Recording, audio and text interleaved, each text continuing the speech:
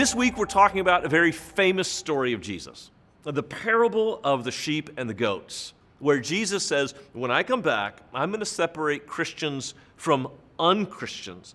I'm going to separate Christians like a shepherd separates the sheep from the goats. Some of the language is a little bit different for us because most of us didn't grow up on a farm.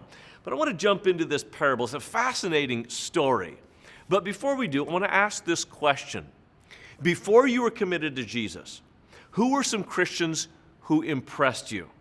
What impressed you about them?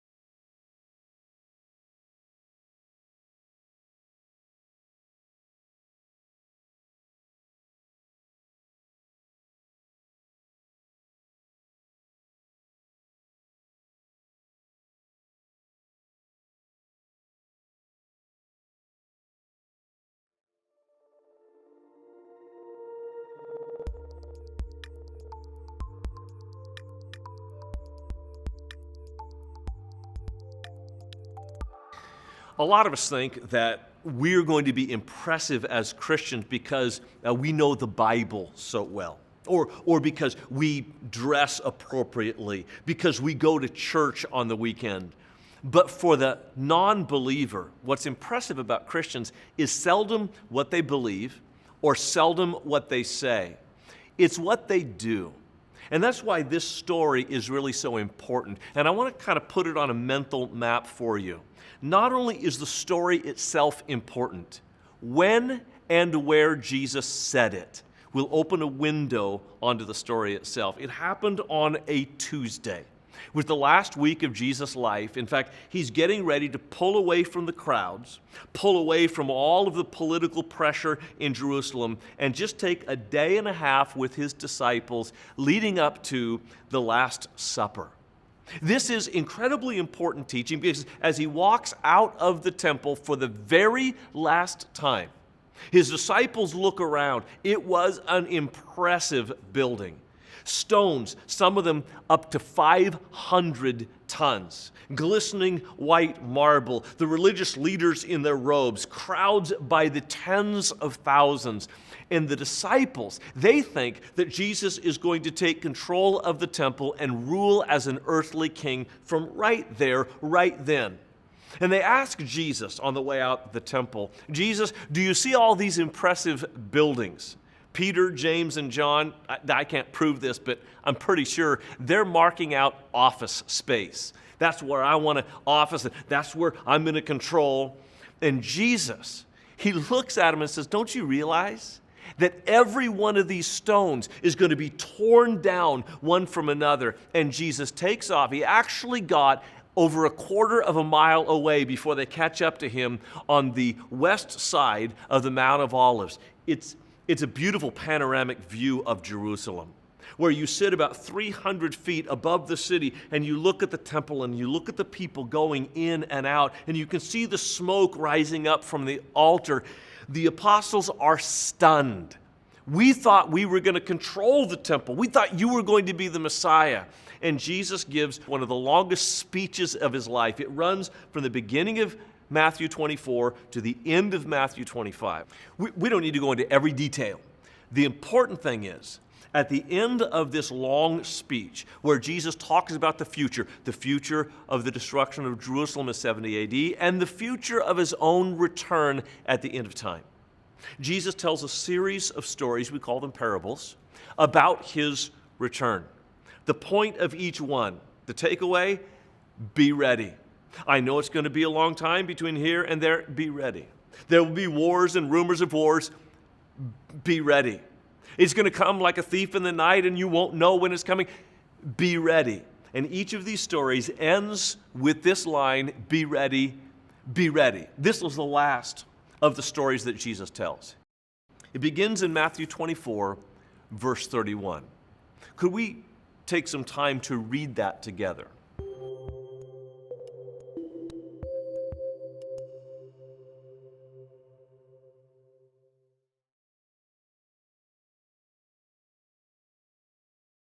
The picture that Jesus paints in the story is a little different than what we're used to because, again, most of us weren't raised on a farm. But even those who weren't raised on a farm in Jesus' day saw farms all around them. And every night they would see the shepherds gathering the sheep together in a pen, which is really nothing more than a low rock wall. And they would put the goats in the pen with the sheep. And in the morning, he would call out the sheep, and he would call out the goats, and the goats would kind of browse around on shrubs, and the sheep would have their face to the ground eating grass. And when it came time to shear the sheep, they would separate them from the goats. That's the image of judgment that Jesus is getting at. And so the sheep are on his right, and the goats are on his left. And he begins to talk about what makes a sheep and what makes a goat. In other words, how we are going to be judged when Jesus returns. And it's going to surprise you a little bit, I think, because what Jesus says here is not, do you believe in me? Like, do you have faith in my name? Do you believe that Jesus is the Christ, the Son of the living God? Do you affirm the Scriptures? Do you believe in the virgin birth? No, it's not about what we believe. It's about what we do. Caution. This opens up kind of a can of worms here. And I want to be careful of how I say this. We are not saved by what we do for God. We are saved by what God has done for us through Jesus Christ. Period, exclamation point.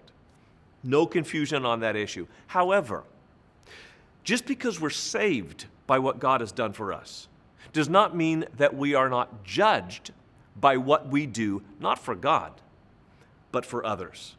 In fact, let's take a moment and read several passages from the New Testament that describe judgment. This may come as a surprise to some people, but when the Bible describes Judgment Day, it doesn't describe our faith, it doesn't describe our confession, our heart, or our mind. It describes our actions, our hands and our feet, particularly how we treat those that are right around us. We've chosen 3 particular passages. Take a moment to read those and talk about this question.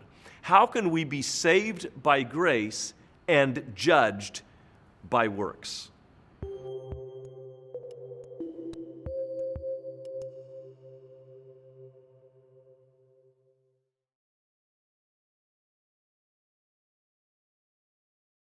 Here's the bottom line.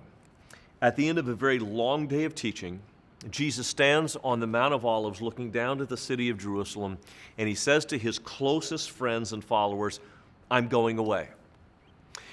That's going to rock their world. And they're going to say, Jesus, we want to be with you, we want to follow you, we believe in you. Okay, I get it, that's fine, Jesus says.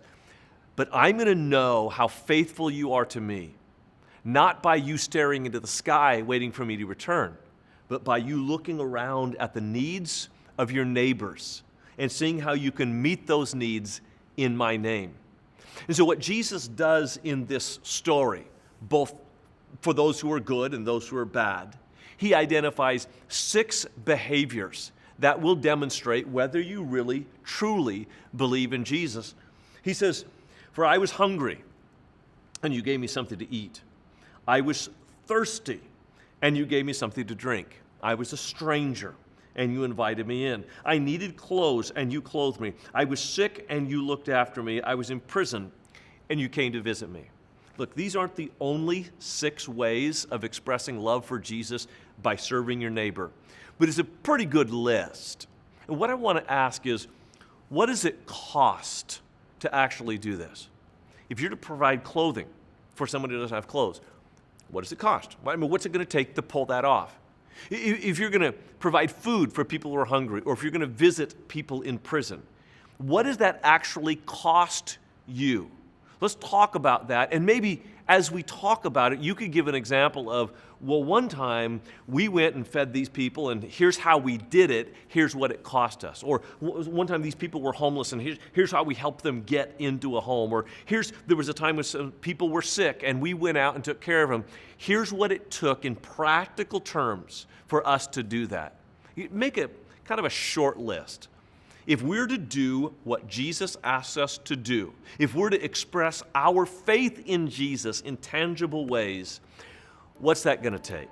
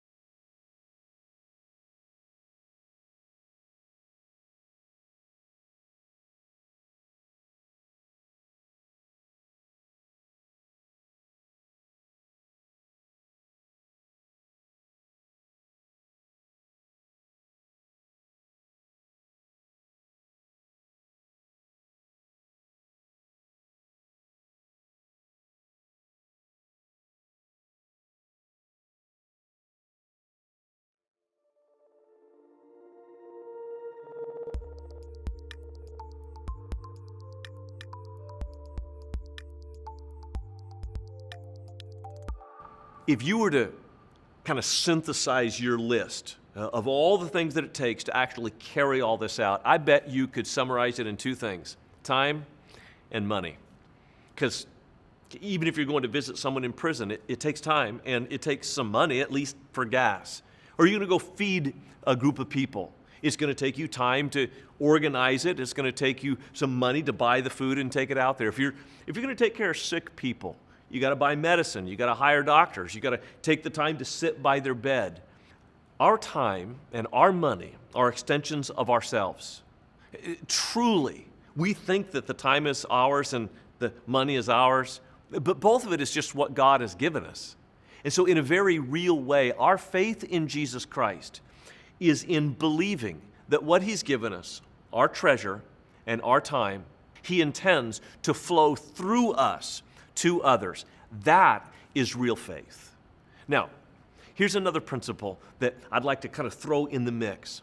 There's a passage in Galatians, chapter 6, verses 9 and 10, where the Apostle Paul says, "Inasmuch as you have opportunity, do good to all people, especially to those who are of the household of faith."